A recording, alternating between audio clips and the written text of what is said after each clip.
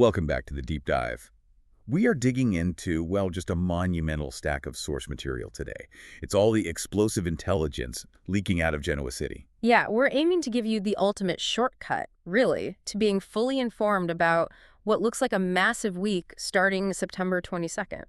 And based on these files, I mean, this isn't just your typical week of drama. It feels more like a total systemic meltdown is brewing. Oh, it's absolute chaos brewing, absolutely. And the scale is just staggering. Our sources, they're detailing simultaneous corporate implosions, relationship collapses. And a huge geographic pivot, right? Exactly. So our mission today is critical. We need to extract those key turning points, understand how the strategy behind the corporate espionage, and really analyze the character motivations, driving these multiple overlapping conflicts. That's right. Because these aren't just like standard spoilers you might see floating around. These reports detail some really high-stakes criminal plots. We're talking technology that could genuinely destabilize every major company there. And at the same time, the emotional damage is running deep, right through the core relationships. It's quite the storm. So how are we tackling this? You've framed it around 3 pillars. Yes, exactly. To make sense of it all, we've framed this analysis around 3 core pillars that really define this upcoming period. First, we have to tackle that incredibly dangerous, impending AI-driven corporate attack, the one orchestrated by Cain and his rebels. Okay, the tech angle. Got it. Second, we look at the fallout, the bitter, costly collapse of the Abbott.com venture and, well, Billy Abbott's predictable but still pretty dramatic spiral. Always Billy. Okay, what's the third? And third, we analyze that pivotal geographic shift, a central character basically fleeing Genoa City, which then triggers this massive, brand new Los Angeles storyline. Wow, okay. A lot to cover. Let's unpack this, starting where the danger seems most immediate, the corporate battlefield. We've got Cain, Victor, and this, you said, sophisticated but morally dubious software. That's the heart of it. Let's dive in. Okay, so our leaked intelligence suggests Cain Ashby is done playing the long game. He's officially past the point of no return, it seems. Yeah, the reports are pretty clear. He's moving forward with that original scorched earth plan. It's launching simultaneous coordinated attacks on every major company in town. Wait, every major company, And not just Newman. every single one. This isn't about targeting one rival anymore. This looks like an attempt to destabilize the entire Genoa City economy. It's huge. Okay, that's next level, audacious.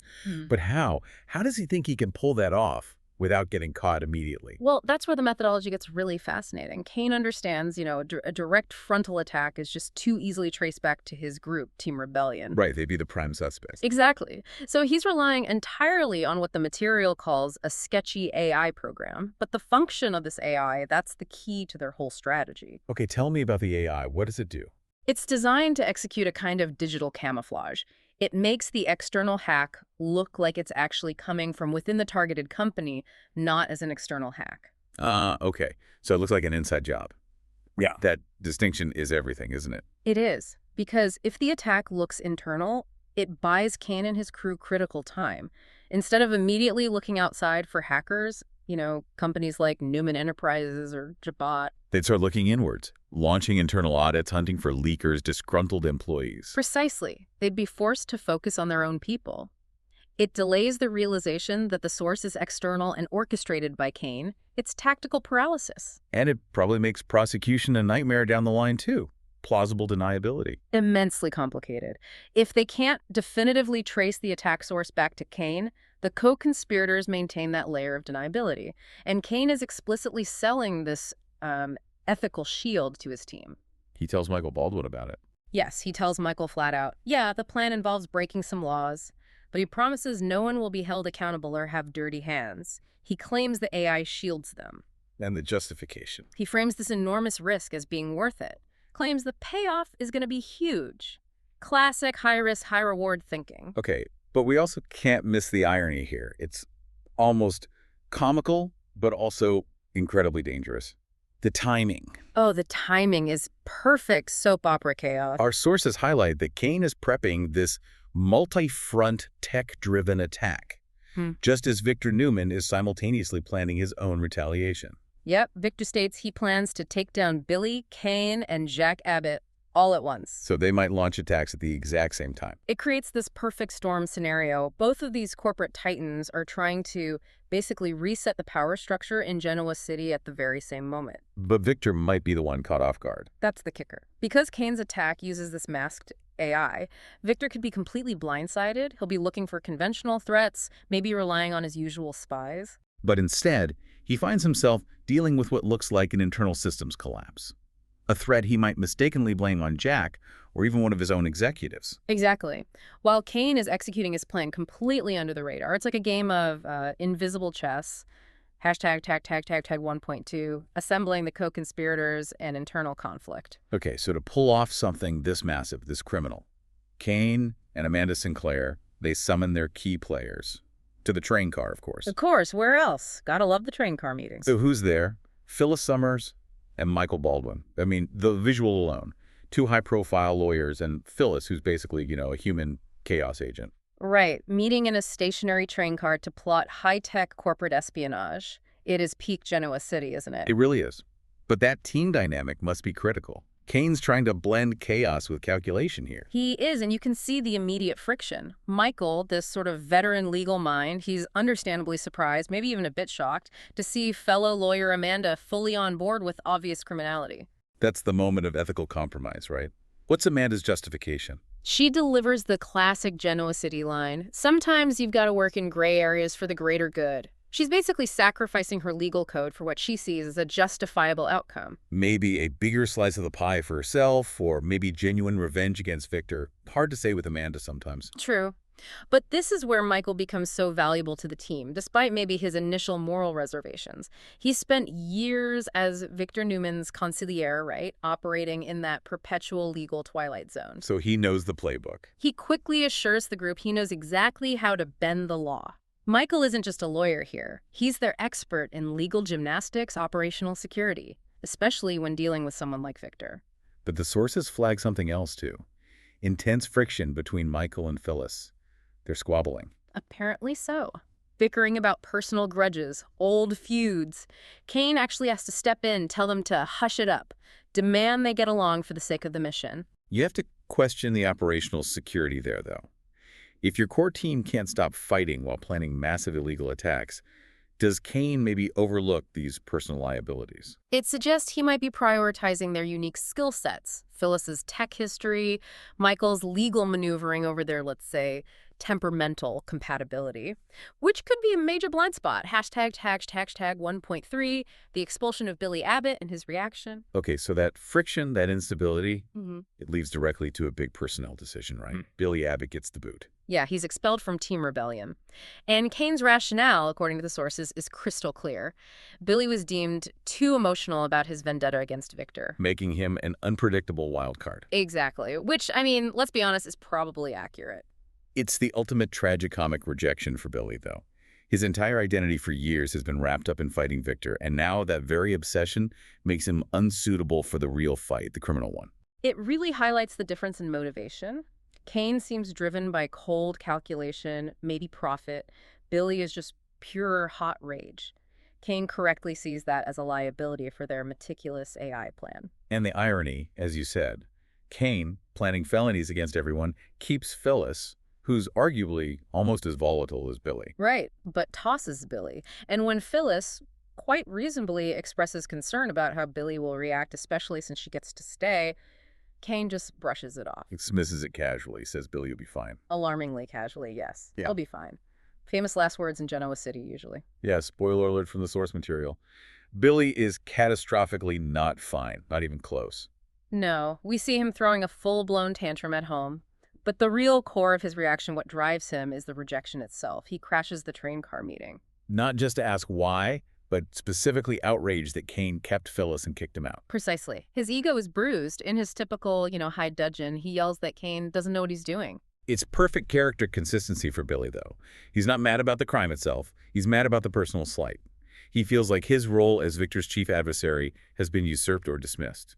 And Kane recognized that Billy's purely emotional drive, that revenge impulse, would inevitably compromise their calculated surgical strike they had planned. Billy's a wrecking ball. Kane needs a scalpel. So Billy's outburst kind of confirms Kane made the right strategic call. But now Kane has this angry, jilted former ally just wandering around Genoa City. That can't be good. No, that's a loose cannon waiting to go off. A significant new risk factor.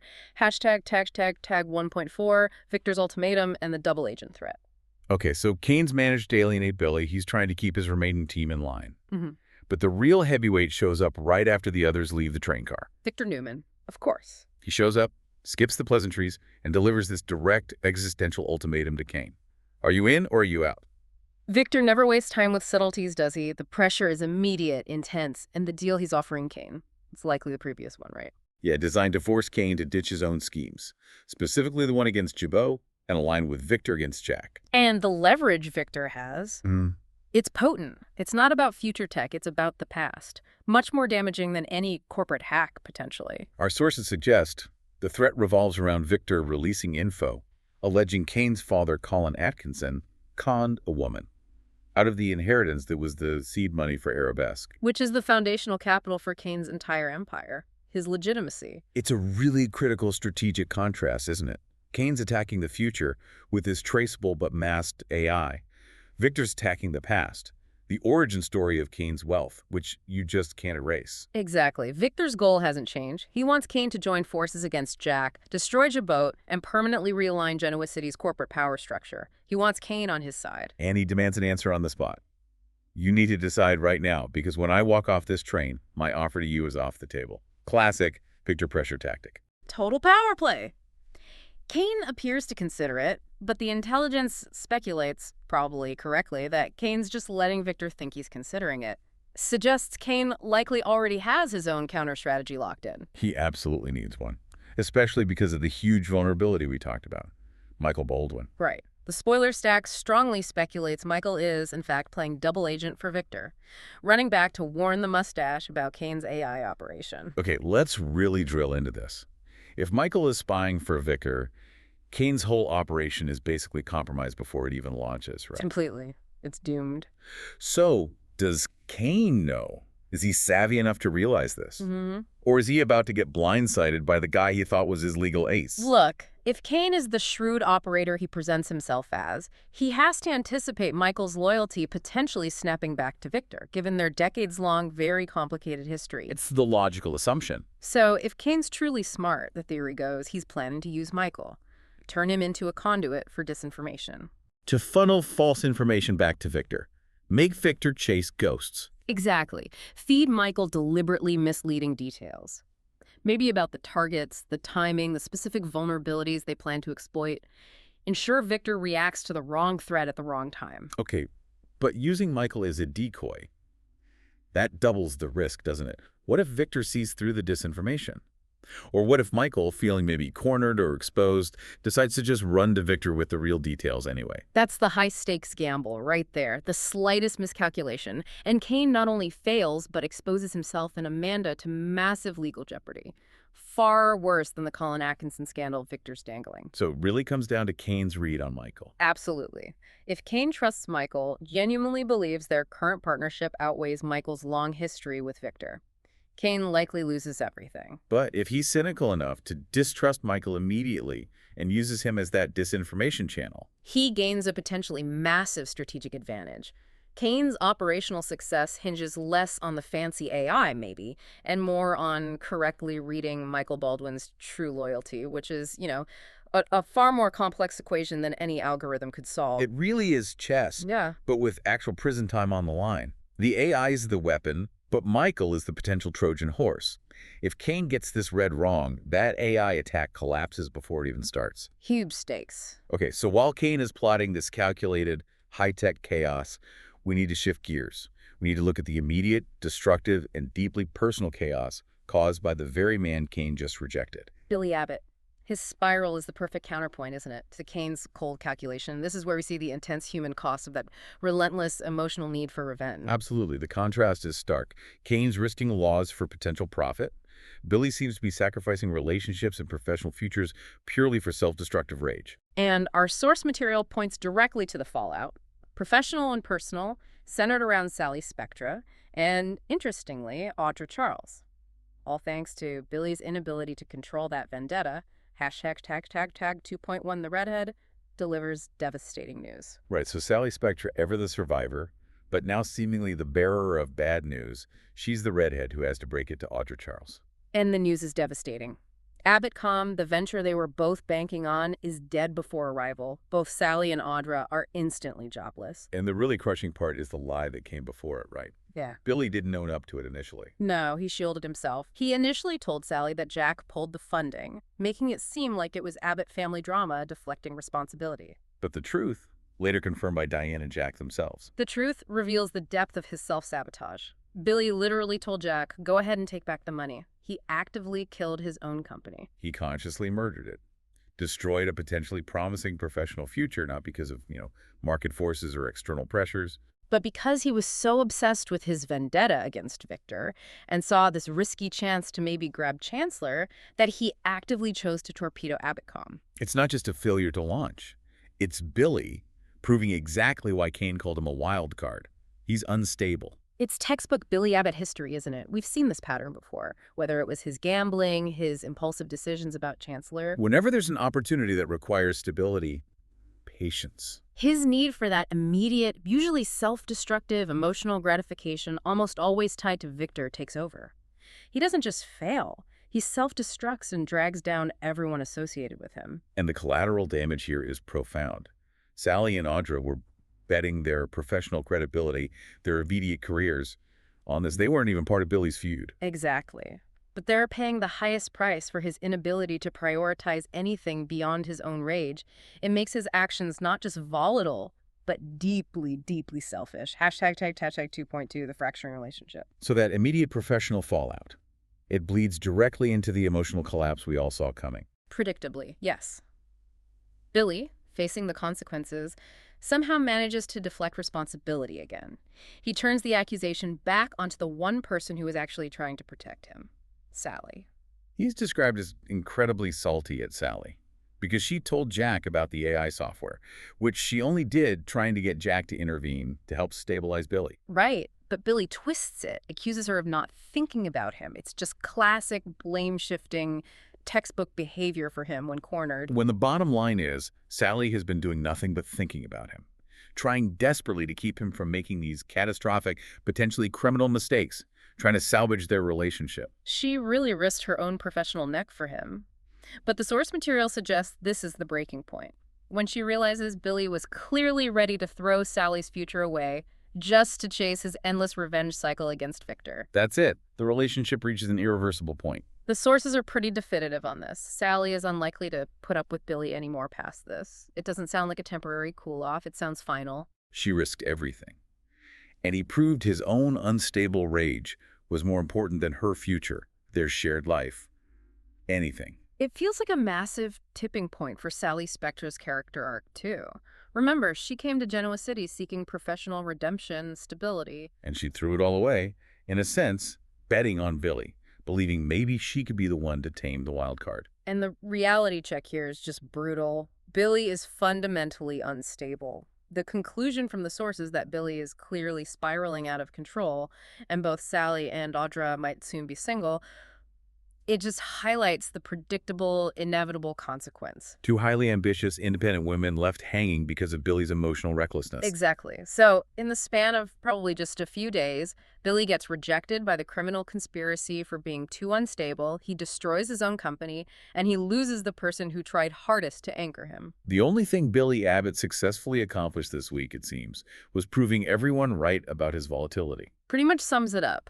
A trail of destruction. Okay, so while all this corporate warfare and emotional wreckage is happening in Genoa City, there's a completely separate conflict brewing, one that apparently requires a physical escape. Yeah, pivoting the action literally 2,000 miles away.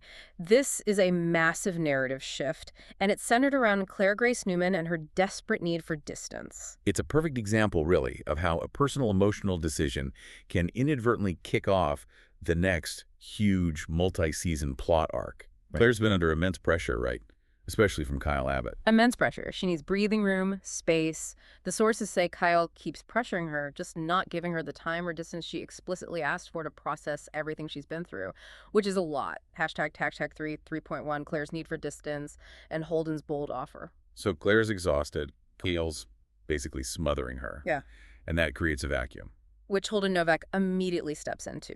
The sources confirm he has a major crush on Claire, and he reads the room perfectly. He doesn't offer more pressure, he offers absolute escape. Recognizing her need, he counters Kyle's pressure with, The perfect line. How does 2,000 miles of distance sound?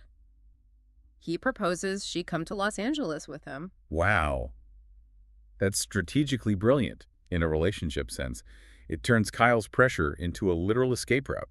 The classic soap opera catalyst, right? Absolutely. Instead of staying put to try and negotiate terms with Kyle, she's being offered a total physical and psychological break. And the reports note she's not just tempted by the offer. She seems genuinely happy that Holden is planning to move to Genoa City eventually. Right. Which brings us to Holden's longer-term plan. This isn't just about a quick trip. He explicitly mentions he has to sell off some holdings back in LA, and then he's relocating to Genoa City permanently, to settle down there for good. So this isn't a temporary fling or distraction. Holden is intentionally planting roots near Claire. That's a significant threat to Kyle's hopes for any kind of reconciliation. Oh, huge. Kyle naturally is completely opposed to all this. The sources say he just wants Holden gone, far away, but the writing seems pretty clearly on the wall here. Claire is inching further from Kyle, closer to Holden. It definitely looks that way. The sources strongly suggest that if she takes him up on this LA trip, which she seems very tempted to do, it would be really bad for her and Kyle's future. Implying the distance might solidify her decision to cut Kyle loose, or at least take a very profound break. That seems to be the implication. Claire's fundamental need for emotional safety, for space, is literally setting the stage for a physical journey that looks like it will define the next major chapter for the show. Hashtag 3.2, launching the Dark LA storyline. Okay, and here's where the scope of these sources just blows up dramatically. This LA trip isn't just like a brief romantic getaway for Claire and Holden. Not at all. Our source material confirms The Young and the Restless is gearing up for a big LA story. That wording suggests a significant plot infusion, major resources, major airtime dedicated to a storyline happening away from Genoa City. And the scale seems confirmed by the casting news. Yeah. Several new hires. Exactly. That's usually the big tell. We're going to meet the new Noah Newman, played by Lucas Adams. And the catalyst, the reason for the trip initially, is that Noah's opening a brand new nightclub out in Los Angeles. Okay, that provides the perfect justification for some Genoa City staples to head west. Nick and Sharon Newman, Noah's parents, keeps the core family involved. Right. But the rest of the new hires, they suggest something much darker is going on than just a simple nightclub opening. Who else is coming in? We're meeting Sienna Beale, played by Tamara Braun, apparently a character entirely new to the show's history. More tellingly, we've got Matt Cohen joining as Detective Burrow. Detective. Yeah. Okay, that immediately signals police investigation, crime, mystery. Something is going down. Absolutely. And then, of course, there's the perpetual buzz around Roger Howarth joining in a still unspecified mystery role, which, let's face it, almost always guarantees some kind of high-stakes drama, probably involving criminal underworld connections. So the phrase dark LA storyline, plus a detective, plus a mystery man like Howarth, it really suggests this new nightclub might be less about, bottle service and DJs. And more about uncovering a criminal enterprise, maybe. Or solving some high-profile case connected to it. It definitely points towards intrigue and danger, not just ambiance. Okay, connecting the dots. We have to consider the speculation the sources mention. Could this tie back to Audrey Charles and Holden Novak's history? Their past connections to Tucker McCall back when they were all in LA years ago. That past connection feels potentially crucial for establishing the foundational intrigue here. We know Audra was fiercely ambitious back then and deeply connected to Tucker's more, let's say, dubious dealings. Right. So if Holden and Audra share some complex, potentially shady history with Tucker in LA, then Claire, Nick, and Sharon aren't just stumbling into a cool new club opening. They might be walking right into the middle of unfinished business, old secrets, maybe even related to money laundering or a past crime Tucker thought he'd successfully buried. That seems like a very strong possibility. It gives the LA story immediate depth and connection back to existing characters, even as it introduces new ones. So the move is twofold, really. Claire gets the emotional distance she desperately needs from Kyle, while inadvertently ushering in this potentially explosive, high-stakes detective storyline for the Newman family out on the West Coast. It really highlights how even the smallest personal emotional need in Genoa City, Claire needing space, can launch the largest narrative consequence for the entire cast. It truly is a simultaneous multi-front conflict. Corporate espionage back home and this burgeoning criminal mystery kicking off on the Pacific coast. And this whole movement just emphasizes that sometimes the only way to really resolve insurmountable emotional pressure, at least in this world, is literal escape. Claire's decision to leave, prompted by Holden, becomes the escape hatch that allows the entire series to inject this massive, geographically distinct, and dramatically intense new narrative arc. Hashtag outro. Wow. Okay, that was an exceptionally detailed deep dive into the conflicts really shaping this upcoming week of September 22nd. We've established Genoa City is navigating a strategic high-tech war, a parallel emotional catastrophe, all while launching this huge new geographic story arc. It's a lot. So, to quickly summarize the key strategic shifts we tracked, we analyzed Kane's incredibly aggressive, definitely illegal corporate attack plan, relying on that cutting-edge AI masking tech to execute a kind of digital camouflage. And that whole operation is hanging by a thread, right? Uh, Contingent on Kane correctly navigating Victor's powerful historical threat about his father and solving that critical double-agent dilemma with Michael Baldwin. Exactly. Then we contrasted that calculated risk with the sheer emotional chaos of Billy Abbott, his self-sabotage leading directly to that immediate, devastating job loss for Sally and Audra. And his decision to prioritize his emotional revenge over any kind of professional stability caused the inevitable and seemingly final collapse of his relationship with Sally. And finally, we examined that massive narrative pivot, sparked by Claire's necessary pursuit of emotional distance from Kyle, leading her towards Holden, and then triggering this expansive new LA storyline. Which sounds like a dark mystery arc, signaled by the intro of a detective, a mystery role for Roger Howarth, and pulling the core Newman family into what looks like a potentially criminal situation 2,000 miles away. Yeah, all these conflicts really just highlight that continuous cycle, don't they? The cycle of revenge and shifting loyalties that defines this universe. And it strikes me, in the face of all this strategic info, the tech complexity of Kane's AI scheme. The real aha moments for you, the listener, often lie not in the code or the corporate filings, but in who gets betrayed, right, and why. Whether the crime is calculated for profit like Kane's seems to be, or driven by that raw, destructive emotion like Billy's actions. Which raises an important final question for you to consider, maybe mull over. Kane is taking this extreme, future-focused risk with the AI attack. He's risking serious prison time for major felonies. Meanwhile, Victor is using the leverage of the past financial crimes, the potential revelation of the corrupt origins of Kane's wealth through his father, Colin. That's Victor's primary weapon here. So given Kane's high-stakes gamble on future technology versus Victor's seemingly complete control over weaponizing the past, who is the true, maybe untouchable winner in this corporate standoff? Is it the one who attacks from the outside with future tech, like Kane, or the one who controls and weaponizes the threat of the past, like Victor? Something to definitely think about until next week, especially since, let's face it, in Genoa City, the past always seems to hold a bit more power than the future. Thank you for joining us for the deep dive.